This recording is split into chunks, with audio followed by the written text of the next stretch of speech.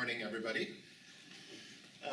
Lots of new faces. I guess I haven't given this seminar in a few years now, and with COVID and everything, you don't see people as often as before, but great to see you. My name's Steve Farber. I'm a professor in the Human Geography Department at UTSC, but I also I'm appointed to the planning program as well here at St. George campus, and I'm really involved in the mobility network initiative across the three campuses here in the city, here at the university. So in case you didn't know, there's actually quite a lot of transportation research happening outside of civil engineering as well, happening in largely in geography and planning, but even in political science and sociology, economics, and so on. So Mobility Network is that kind of umbrella organization that tries to bring us all together and project the image of the university's transportation expertise externally as well. The other thing that I'm heavily involved in is I run a national research partnership called Mobilizing Justice. In the bottom right corner you see the logo there. So Mobilizing Justice is a 5-year partnership aimed at addressing transportation inequalities in mostly the Canadian transportation system. And we are a partnership between, well, on paper, at least, there's about 30 professors from across the country involved in the project, but as well about an equal number of municipalities and government agencies who are collaborating with us on the, development of research and tools and data sets and processes that can help address the needs of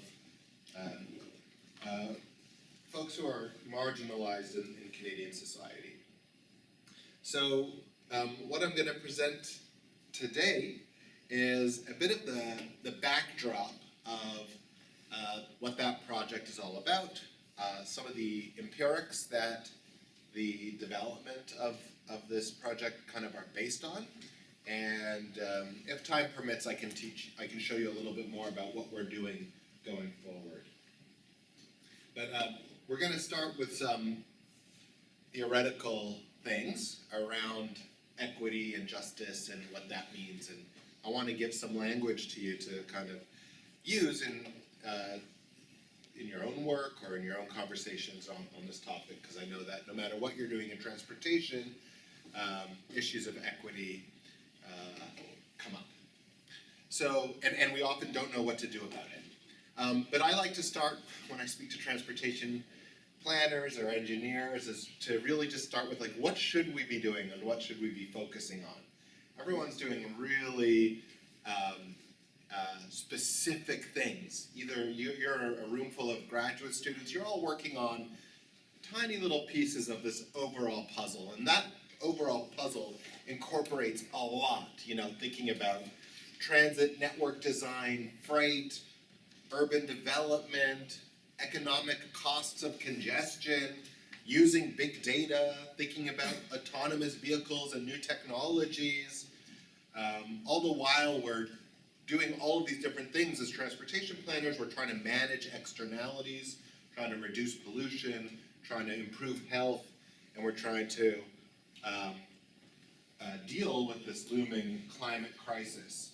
And across all of these important things, which I think everyone, you're all doing things in these boxes, I assume, but what I find more and more is that we tend to lose track of some of the core principles of what the transportation system is for, and because of that, we aren't addressing certain issues that end up being an equity problem. So, we have to always keep in mind that not the only, but one of the main reasons why we have this transportation system, why we have cities at all, right, is to really facilitate people's opportunity to participate in daily life activities, right?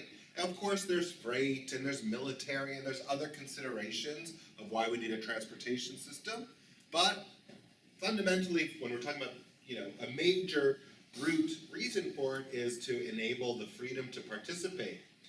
And we didn't see that box on the previous slide, right? The truth is that very few of us are ever taught how to focus or plan for that core objective in the transportation planning process. And we don't really know how to plan to achieve participation levels, to achieve social inclusion, to achieve freedom to participate. And we especially don't really know how to do that in a fair way, in a just way. How do we balance different people's needs to participate? What do we do when some people's needs are met at the costs of others? So for example, we design a system that's based around automobile travel, making it unsafe for children or elderly to walk the streets, right? So how do we deal with those conflicts, and what's fair? What should we be doing? And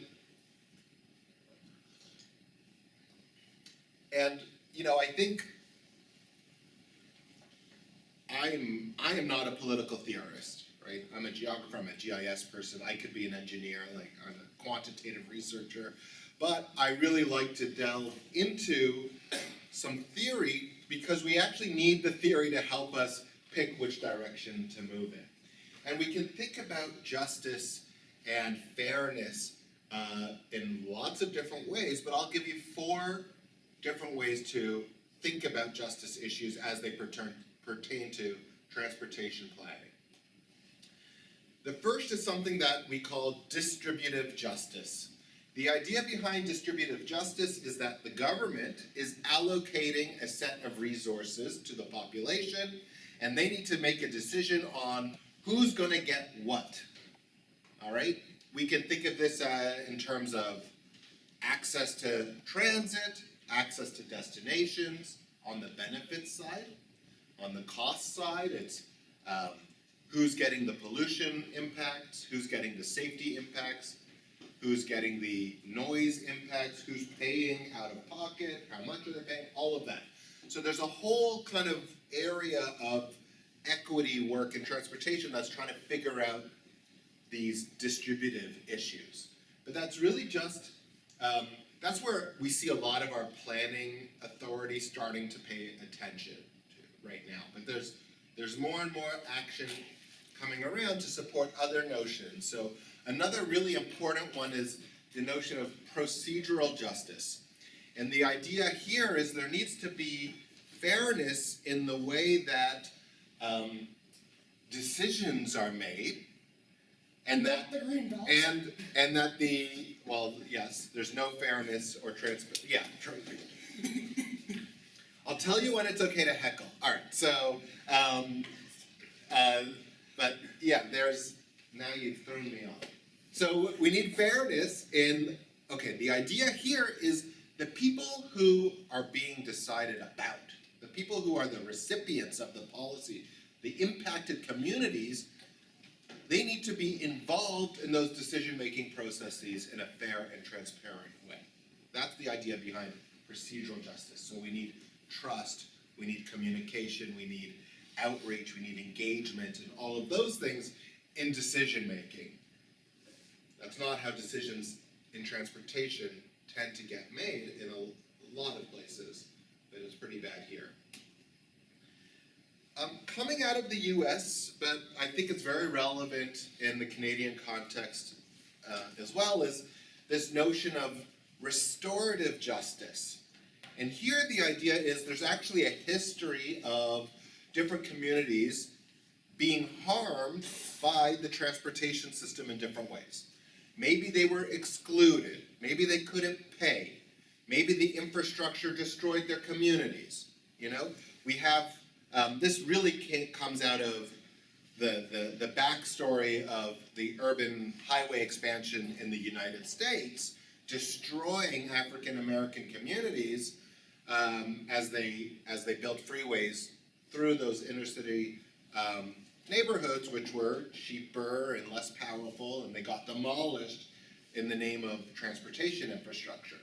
But we can also think about discrimination.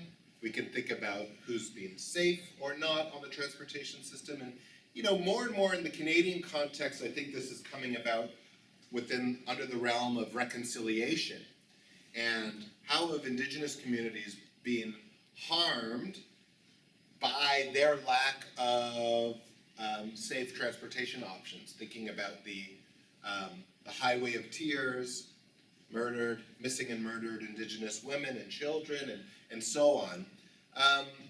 So there's real need to repair and bring back to speed, bring back up to the level of what we think should be a normal distribution or a fair distribution, for those previously harmed groups. And this isn't the last, but the last one I'm going to cover is this notion around epistemic justice. And an epistemic, okay, so if you've heard of the term epistemology, it's a philosophical term, it comes from philosophy. Epistemology is the study of the way that we come to know something. How do we build knowledge? That's all a question of epistemology. We have different ways of building knowledge. We might collect survey data. We might put sensors out on the streets. We might sit around and look at maps.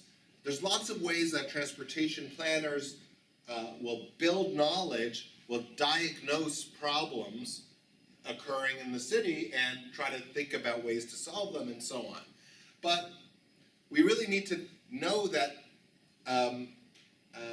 that many voices and many people can contribute knowledge. And something that's been severely underrepresented in transportation planning is the knowledge that's based on the lived experiences of people in the city, of residents, lived experiences. So we might look at a bus schedule and look at headways and look at GPS traces and try to quantify how often a bus is on time. But there's also talking to mothers with young children and elderly people and people who need to stand out in the bus in the cold, at a bus stop and watch crowded buses drive by, and what's their story, right? And we need to make sure that their knowledge and lived experience has a pathway, particularly into decision making. And we're not very good at doing this in a honest and transparent way.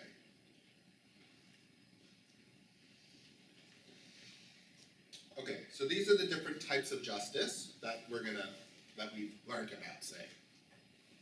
So let's imagine the regional authority is going to build a new LRT line. What are some of the things that we want to consider as we go through that planning process?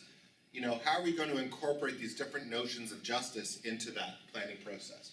So from a distributive perspective, we need to understand who's gaining access, who's gaining reliability, who's gaining comfort, right? What are we gaining, but who's gaining? Who's losing?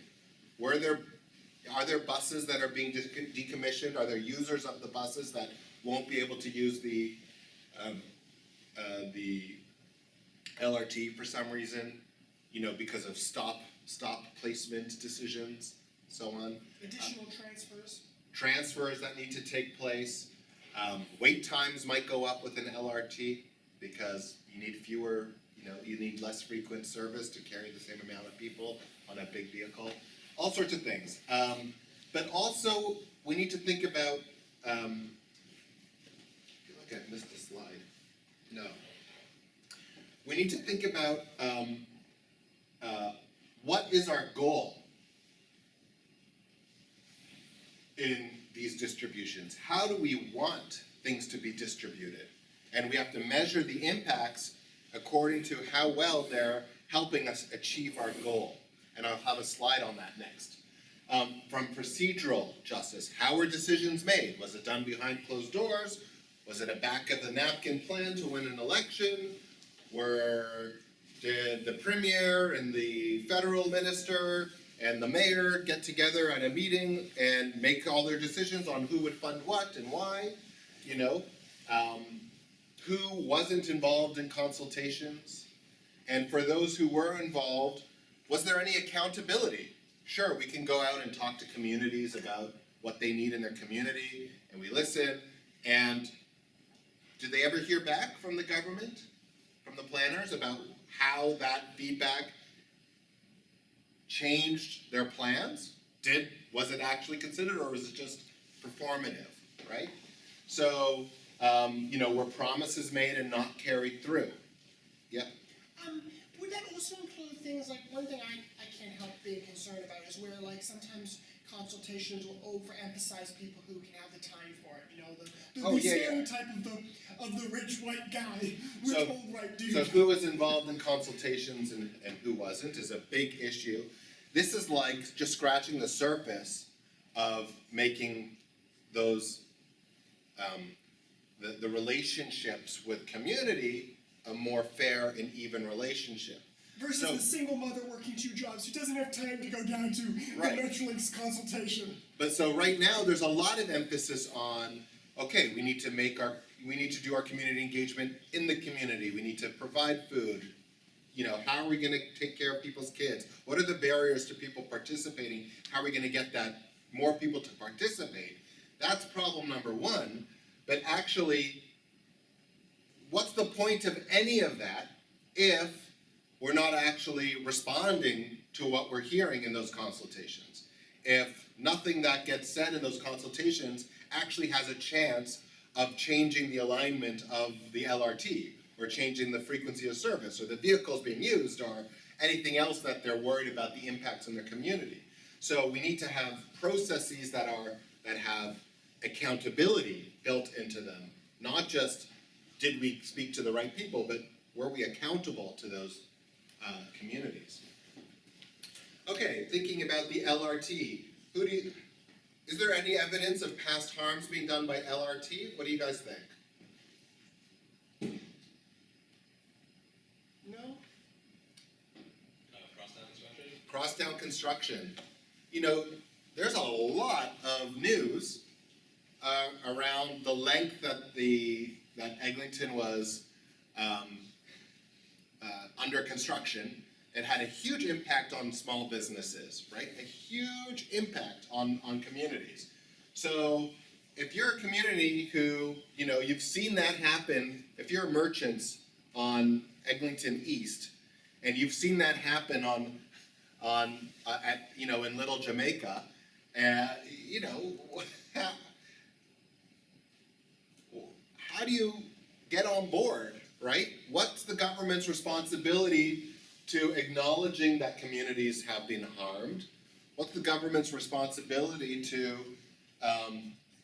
restoring those communities back to where they were before this harm was done?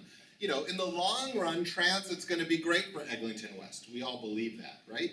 But it's going to be a completely different set of stores and merchants and potentially residents that were there 15, 20 years ago when construction started, because a lot of them have been put out of business with the destruction of the street, right? So, big issues around there. So how have we acknowledged future risks?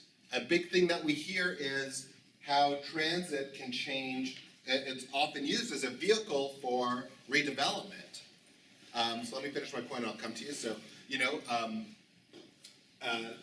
so have we acknowledged that the arterial is going to be intensified? Have we acknowledged that new types of people are going to be moving in? That new buildings are going to be built? That there's risks that the neighborhood might become less affordable, or it's going to change its nature in a way that residents don't necessarily want? So, you know, thinking about the risks, no one wanted to talk about transit-induced gentrification or displacement, right? And the evidence is mixed. Sometimes it happens, sometimes it doesn't, but there's risks. And we have to at least acknowledge that there's risks. We're very bad predictors of knowing if it will occur, actually. But we have not enough research on that. But we at least need to acknowledge it as part of being fair. Yeah? Yeah, I think you partly answered, but are we able to quantify how much harness or how much goodness the transportation will do on the community? So I think that's what Mobilizing Justice, our research project, is really trying to do, is build an evidence base, build tools that help assess the performance of transportation projects on all of these different dimensions that previously didn't really have metrics for, right? So that's one of the things that we're doing. We're really quite good at doing this stuff now, I would say. Risks around like gentrification, and that's still that's a much more complicated and a much more difficult thing to do. But one of the projects that we have right now is a longitudinal data set of house prices going back to 2006, individual transactions, and we've got it's nationwide coverage, and we're looking at every transit project since, I don't know, something like 2012 or whenever GTFS data started becoming more available. And we're looking at how we see like a one standard deviation change in accessibility when a new transit project is built results in about an 8% increase in house prices.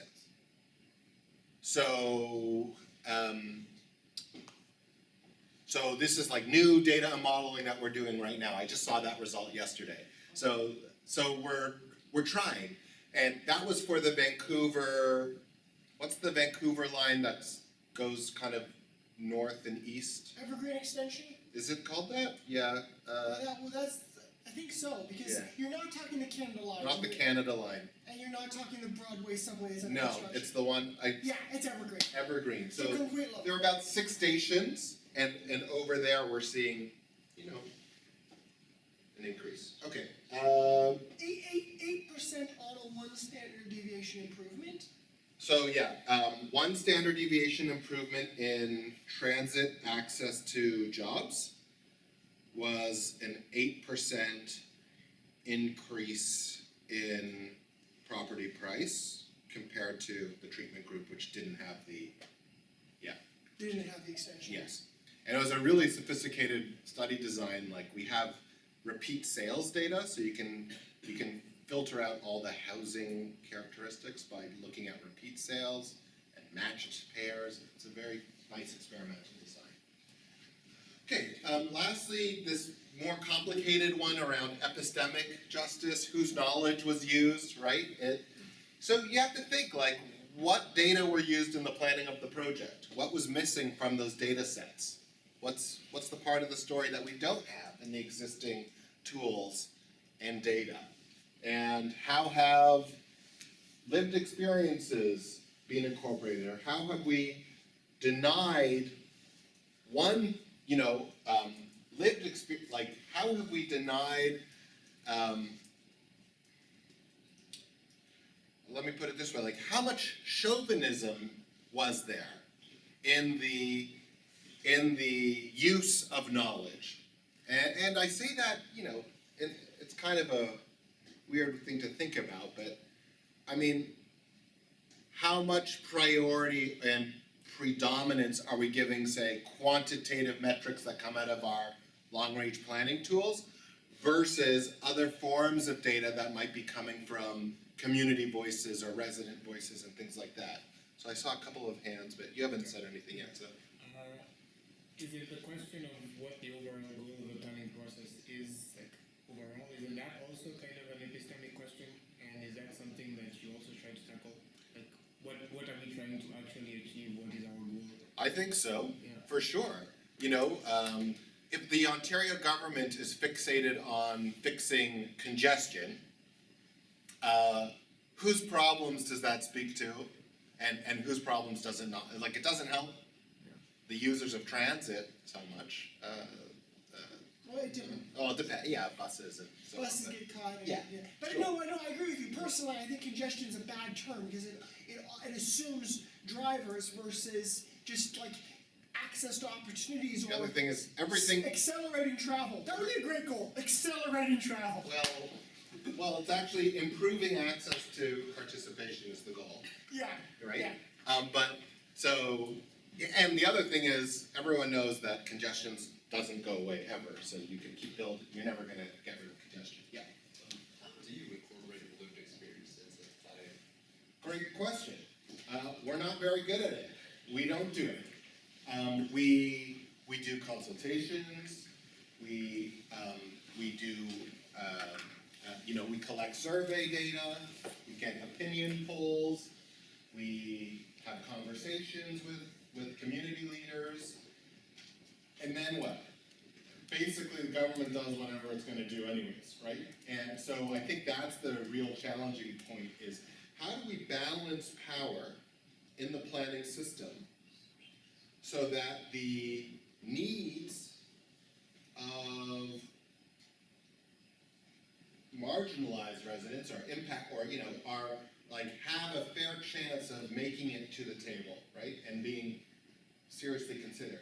And I'm not saying that transportation needs to be planned by mom and dads at the kitchen table, like, that's a ridiculous thing. Like, there's obviously a need for experts, but in the goal setting, in the assumptions that we make about how this will impact different people, or, all of that needs to be part of there needs to be a balance of power. At the end of the day, Metrolinx is gonna decide what the regional transportation plan is, and they're barely incorporating any room for community-based input into setting goals, setting the themes, evaluating the projects, like, almost nothing. So, yeah, I don't have an exact answer for you.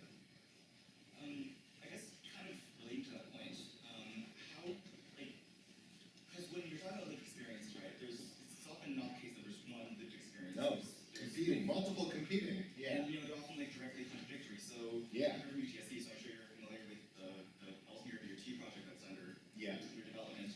Yes. And, there's some people who are, currently waiting for a bus out in Northern Cole and Ellesmere, there's no transit priority at all. Yeah. Very much benefit from a PRT. Yeah.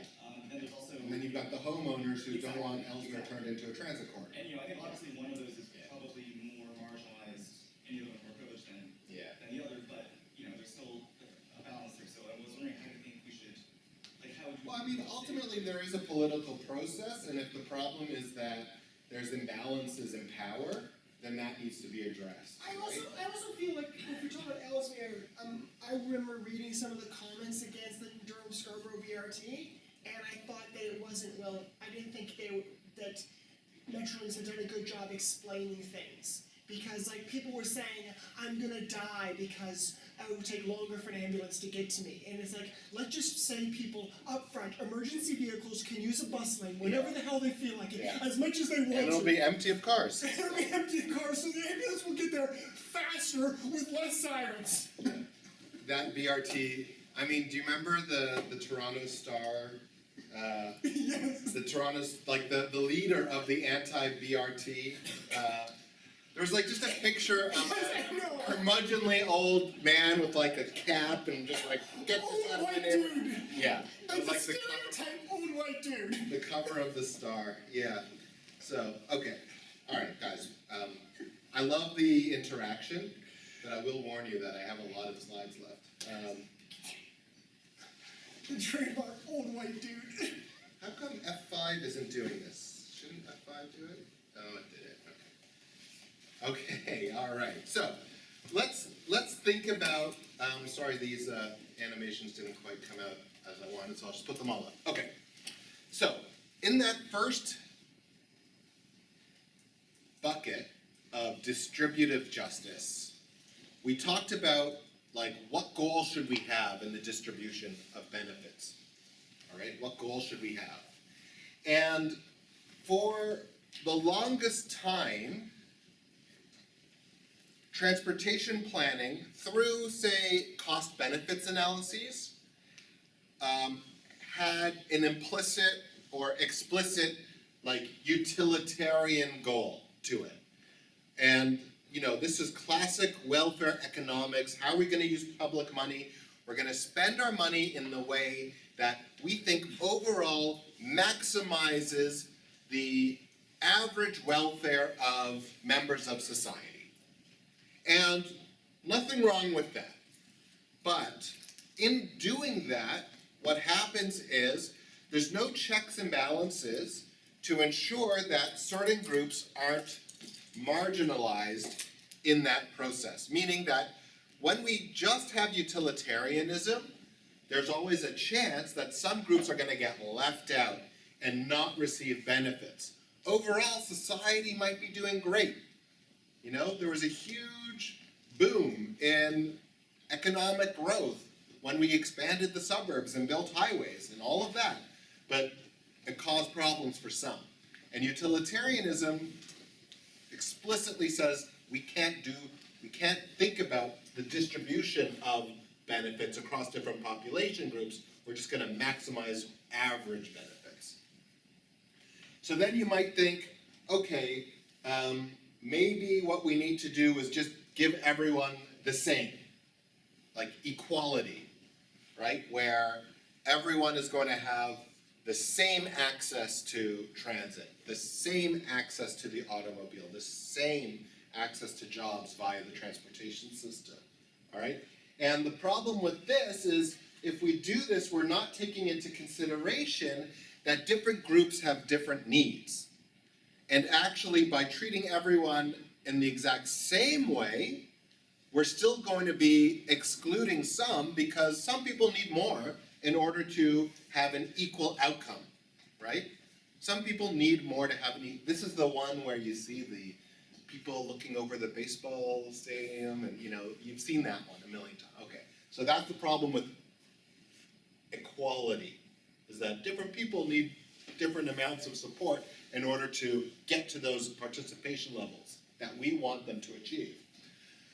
We can also think sufficientarianism, and that's the idea that maybe there's a minimum level of benefit that we want everyone to be able to achieve, and we're gonna prioritize our investments in order to move as many people across that sufficientarian threshold as we can, and that's gonna be our measure of distributive justice, is we want everyone to at least be sufficient.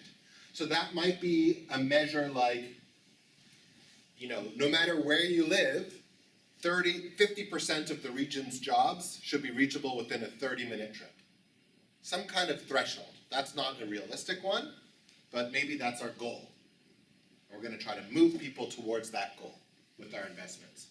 We have sufficientarian thresholds already, but they're so weak that they don't matter. So the TTC has a sufficientarian threshold right now that says every resident and workplace should be within 500 meters of a bus stop.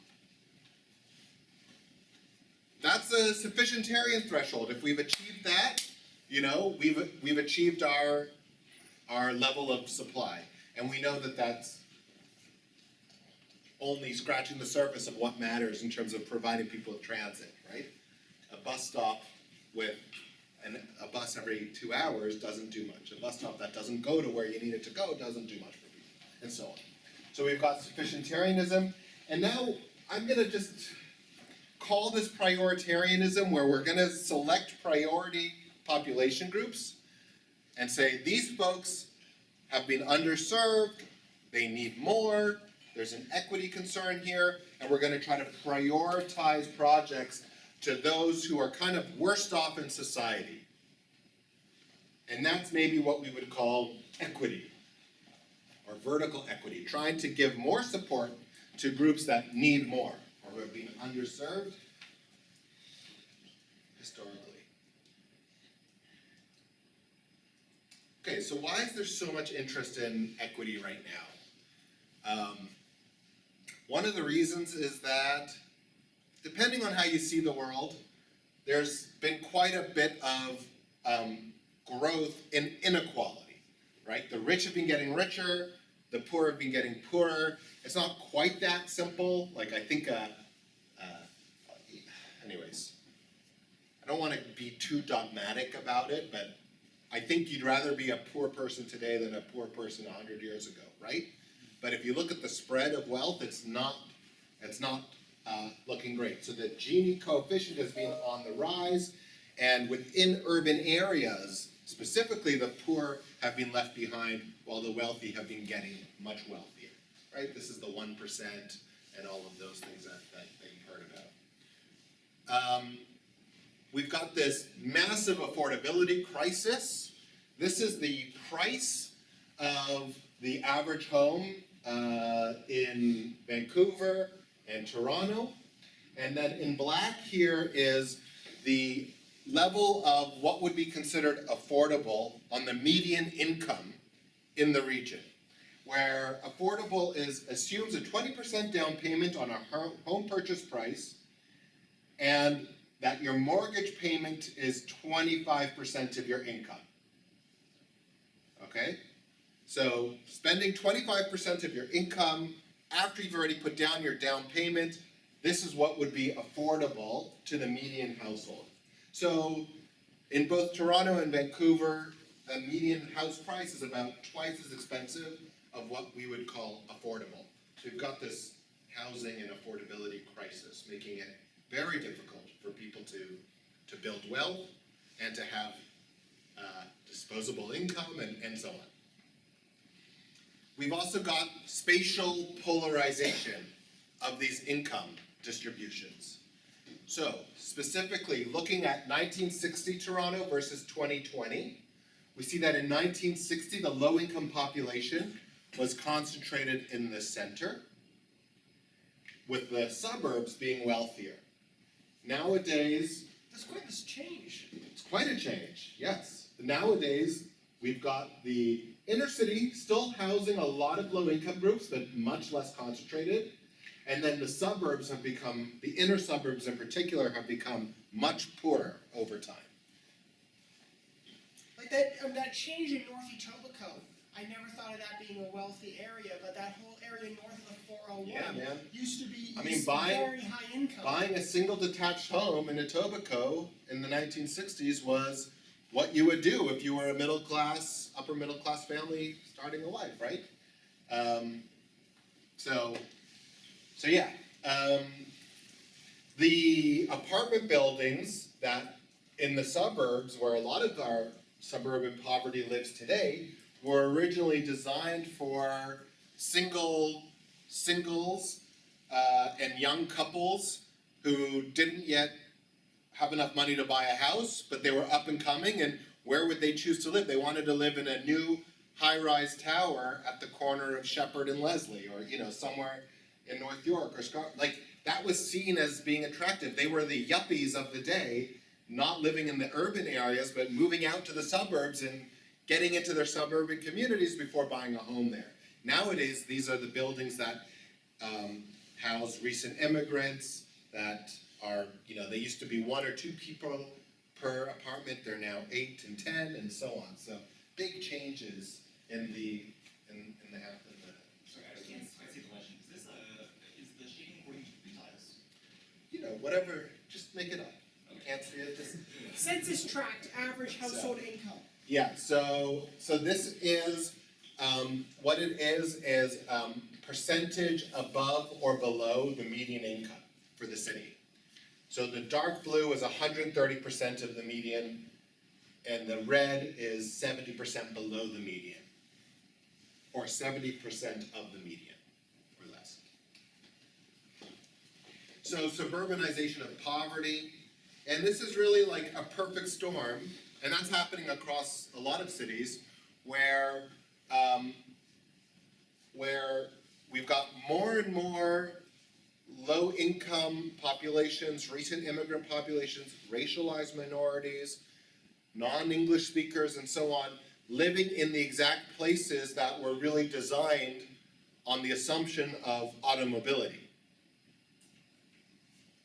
And this means that, if we look at Canada as a whole, we've got about 1.3 million people living in the very lowest levels of transit served areas in our metro regions around the country. And 700,000 of those people, or 640, are here in the GTA. So Are those CMAs? these are amalgamated CMAs that, bigger. Some of them are CMAs, but Toronto includes a bunch of CMAs. It's in the paper. Okay. But it's not just the city of No, Toronto? no, these are big metro areas, and where CMAs touch together, they were joined together. Okay, that makes sense. So you're including, I think Hamilton's a separate CMA, so That's you right. probably It's in Toronto. mashed it in. Yeah. Okay, Same with Oshawa or whatever's out east, yeah. okay. Oh, yes. Sorry, I couldn't understand. What was the 0.1? Okay, so what we did for this paper, this is a paper called I can't remember, national scale account. I can't remember what it's called, but it's getting a bit old. This is 2016 data. But what we did is for every census tract or dissemination area, we computed an access to jobs score. Okay, and then we normalized it on a 0-1 scale, but it's already also normalized for different city sizes and things like that. And then we said, okay, it's on a 0-1 scale, we can look at the people who live at 0.05 out of 1. So it's not 5% of the population, because the scale doesn't work exactly like that, but it's a very low level of access to jobs. What's the number of low-income people in each region living in neighborhoods that have very low accessibility? So if you take a very, very strong threshold, there's 700,000 low-income people in Canada living in these worst accessible areas within urban areas. And then if you take a 0.1, it's 1.3. We don't know what the sufficiency threshold should be, right? But So that's not quite access to 5% of the total No. jobs? no, it's not at all. Yeah. Yeah. It's a bit uninterpretable, I'll give so. Okay, it's not intuitive. It's not, no. So all I can say is there's a 0-1 scale, a 0 to 1 scale, and Young and Bloor is the 1, and wherever some urban rural fringe is the 0, where there's no transit accessibility. Oh, so it's 1 to 0 of ultimate transit accessibility and no transit Yes, accessibility. yes. And so this is pretty close to no. Yes, Okay. Yeah. And then, yeah. okay, and then I mean, one, the paper has maps and and then a one was some perfect thing, so that's a Union Station, whatever. A couple of those areas are super well connected nodes. Yes, exactly. Okay. It's a little bit more complicated because this one uses a accessibility measure that balances between labor and the. It's a doubly constrained access model or singly, I don't know. It's a bit more complicated than just the supply side. All right, so in a region like Toronto, the accessibility map looks something like this. And doesn't show up great, but the little black dots here, each black dot represents 50 people living below the poverty line. And what you see is about half of the impoverished population still living in, say, the downtown, the old city of Toronto, where there's great accessibility, but a full half of the low-income population is living out in the suburbs. It's amazing how much of that you also see out in the solid white areas of Upper Markham where they're just sucks. No transit, right? The white means basically no transit. But tons in Brampton, all over York region. I mean, this doesn't go east, but if I showed you Oshawa, for example, doesn't look great. Lots of low income in Oshawa. Okay, So, one of the things that we can do is compute not just the low income percentage, but what percent of each population group is living below some threshold of accessibility. And here what we've done is we've taken the 25th percentile of access, so that's the bottom quartile of accessibility in the city of Toronto. This is just the city of Toronto for this plot. Okay, and we've asked what percentage of different population groups are living in that lowest quartile. So if a population group was distributed just randomly, not randomly, but according to the overall density of population in the city, wow, it's already 12 o'clock. Great, we'll just end after this. You know, if we do that, then we see that, hey Shoshana, that the black population, black residents in the city of Toronto, they make up 9% of the population, and 31% of that population is living in the bottom 25% of accessibility. And we would characterize basically, 25% would be the benchmark, what we would expect if there was no spatial patterning to where people live, right? So we see a bit more than expected over here, a bit less for, say, income. Only 20% of the low income population is living in the bottom 25% of access, and so on. But when we talk about our goals, and for a sufficientarian goal, we might say that what we want to do as a society is move these bubbles to the left by investing in transit. If we invest in transit, we should be doing it in such a way that the marginalized or the priority population groups in the city, the low-income groups, the racialized groups, so on, they are living in less, in better and better access neighborhoods. So I don't know what happened to time, but we are at 12 o'clock, which is a shame, because I've got so many more maps to show you, but that's okay. The main thing that I think we covered a lot of interesting things. I hope that you have some language and some new structure to think about equity or justice in the work that you're doing. What does it mean, equity? Is it distributive? Is it procedural? Restorative? How do we want to measure our impacts? I gave you an example. And in fact, I'll say that to do all of this stuff here and to do this, for example, we actually have Python tools available for people to use.